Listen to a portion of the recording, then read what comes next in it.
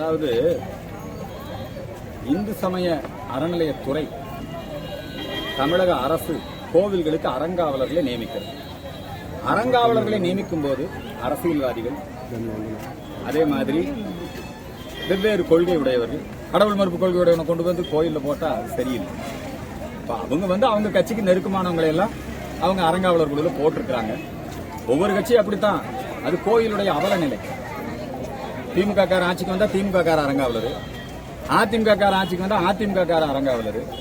இப்ப தாவேக ஆட்சியில் இருக்குது. அதனால அவங்க கட்சியை சார்ந்தவங்களுக்கும் அவங்க ஆதரவாளர்களுக்கும் முக்கியத்துவம் கொடுக்கறாங்க. ஆனா சுப்ரீம் கோர்ட், இந்திய அரசியல் சட்டம் மிக தெளிவாக வரையறைகளை செய்திருக்கிறது.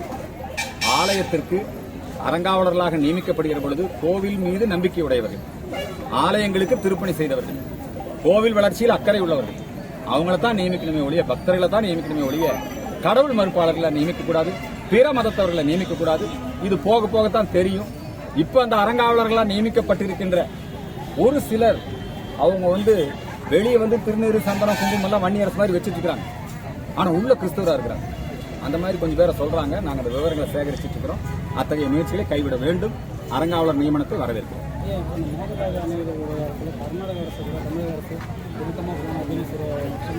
ஒரு இணக்கமும் வேண்டியது இல்லைங்க.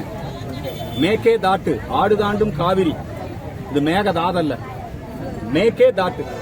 கன்னடத்துல, தமிழ்ல ஆடு தாண்டும் காவிரி. அந்த இடத்துல அவங்க அணைக்கட்டு கட்டுவதற்கு நரேந்திர மோடி இருக்கின்ற வரை நடக்காது. நரேந்திர மோடி தேசியவாதி, நடுநிலையான அரசாங்கம். கர்நாடகத்தில் பிஜேபி ஜெயிக்கணும்னு அவர் அனுமதிக்க மாட்டார்.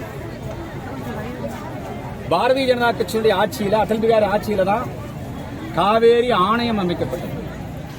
எடியூரப்பா பிஜேபி முதலமைச்சர் இருந்தபோதுதான் காவேரி ஆணையத்திற்கு கர்நாடக சட்டசபை ஒப்புதல் வழங்கியது. கர்நாடகத்தில் பெங்களூர்ல மூடி வைத்திருந்த திருவள்ளுவர் சிலையை திறந்தது எடியூரப்பா. புரியுதுங்களா? பிஜேபி. நாளைக்கே ஜோசப் விஜய் அவர்கள் சட்டசபையை கூட்டி நரேந்திர மோடிக்கு நன்றி தெரிவிக்கணும். ஏன்னா கடந்த வாரத்தில் மேக்கே தாட்டு அணைக்கட்டும் திட்டத்துக்கு மத்திய அரசு அனுமதி மறுத்திருக்கிறது. யாருக்கு சாதகமா நடந்திருக்கு? தேசத்துக்கு சாதகமா நடந்திருக்கு. நீங்க எல்லாம் சட்டசபை கூட்டத்தை போட்டு நரேந்திர மோடியினுடைய அரசாங்கத்துக்கு மேகேதாட்டு அணை கட்டுவதற்கு அனுமதி மறுத்த நரேந்திர மோடிக்கு நன்றி அறிவிப்பு தீர்மானத்தை நிறைவேற்ற வேண்டும். அது மட்டுமல்ல, வருங்காலத்திலையும் கொடுக்க மாட்டாங்க. ஏன்னா மத்திய அரசு அனுமதி இல்லாம ஒரு இடத்துல புதிதாக நீங்க அணை கட்ட முடியாது.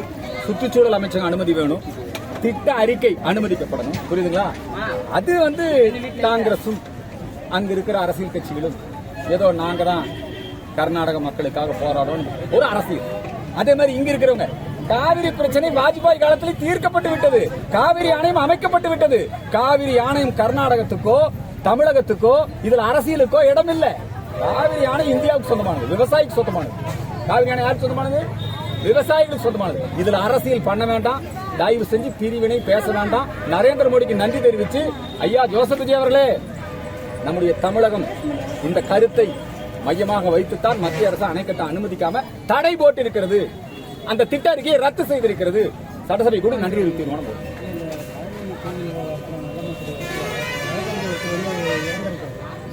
ஆகவேதான் நாங்கள் அதிலே சிபிஐ விசாரணை கேட்கின்றோம். அதாவது அந்த வழக்கு கோயில் நிலங்களை மோசடி செய்து பதிவு செய்திருக்கிறார். அதுல நிறைய பேர் கைது செய்யப்பட்டிருக்கிறாங்க. இந்த அரசாங்கமும், ஜோசப் விஜய் அவர்களுடைய அரசாங்கமும், மாண்புமிகு அறநிலையத்துறை அமைச்சர் அவர்களும் அதுல சரிவரத்தான் நடவடிக்கை எடுத்துக் கொண்டிருக்கிறார்கள். ஆகவே இதுல மேலும் சிபிஐ விசாரித்தால் இன்னும் பல உண்மைகள் வெளிப்படும் என்பதை தெரிவித்துள்ளோம்.